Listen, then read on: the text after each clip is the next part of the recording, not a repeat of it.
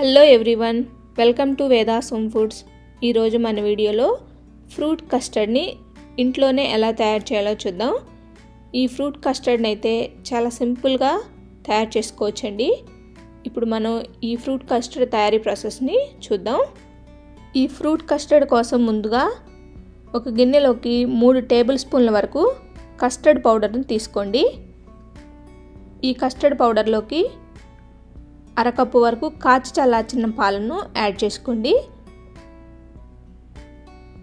తర్వాత ఈ custard powder మొత్తం ఈ పాలల్లో కలిసేంత వరకు నీట్గా కలుపుకోండి.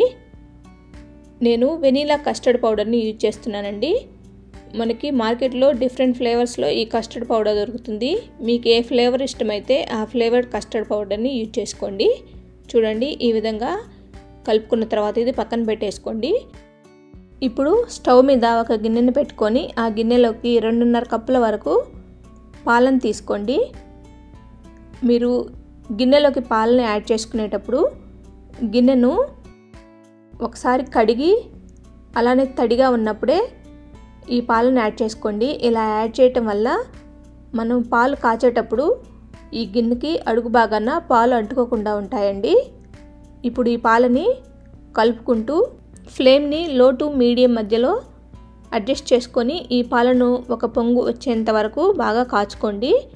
చూడండి, ఈ పాలు ఇప్పుడు ఒక పొంగు వచ్చాయి కదా. ఇప్పుడు ఇందులోకి కస్టర్డ్ పౌడర్లో పాలు యాడ్ చేసి పెట్టుకున్నాం కదా, అవి మొత్తాన్ని ఇందులోకి యాడ్ చేసుకోండి. ఇవి మొత్తం యాడ్ చేసిన తర్వాత ఈ పాలను కంటిన్యూగా కలుపుతూనే ఉండాలండి, లేకుంటే ఇవి త్వరగా అడుగంటిపోతాయి. చూడండి, ఈ విధంగా కలుపుకుంటూ ఒక 3 నిమిషాల పాటు ఈ పాలను బాగా కాగనివ్వండి. 3 నిమిషాల తర్వాత ఈ పాలు కొంచెం చిక్కబడతాయండి. అప్పుడు ఇందులోకి ఒక అరకప్పు వరకు పంచదారని యాడ్ చేసుకోండి. ఈ పంచదారని యాడ్ చేసుకున్న తర్వాత ఈ పాలల్లోకి పంచదార మొత్తం పూర్తిగా కరిగేంత వరకు నీట్గా కలుపుకుంటూ ఒక 2 నిమిషాల పాటు ఈ పాలను మరిగించుకోండి.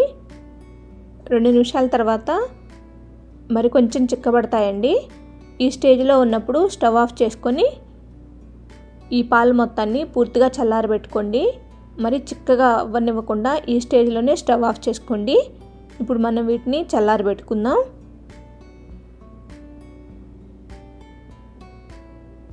చూడండి, ఇవి పూర్తిగా చల్లారాయి కదా. మనం ఈ పాలను అబ్జర్వ్ చేసామంటే పైన ఒక తేటలాగా ఫామ్ అయ్యి చాలా చిక్కగా ఉంటాయండి. ఇప్పుడు మనం వీటిని ఒక మిక్సీ జార్లోకి యాడ్ చేసుకుందాం.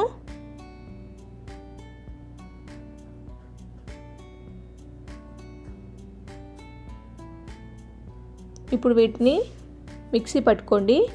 చూడండి, ఈ విధంగా మిక్సీ పట్టుకున్న తర్వాత వీటిని ఒక గిన్నెలోకి యాడ్ చేసుకోండి.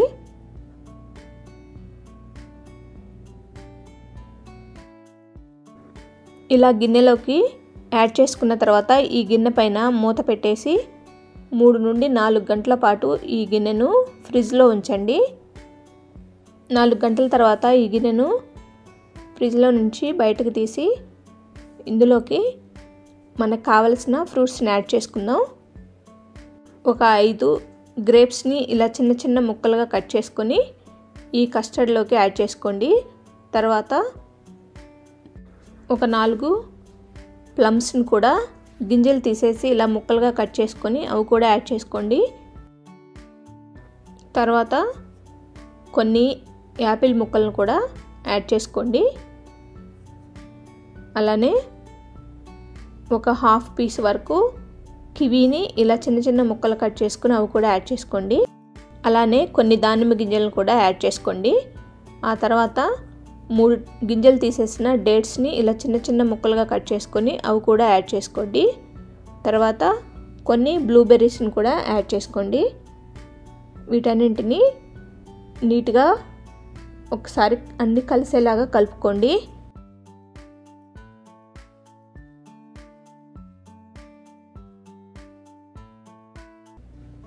ఇందులోకి మీకు ఇష్టమైన ఏ ఫ్రూట్స్నైనా యాడ్ చేసుకోవచ్చండి.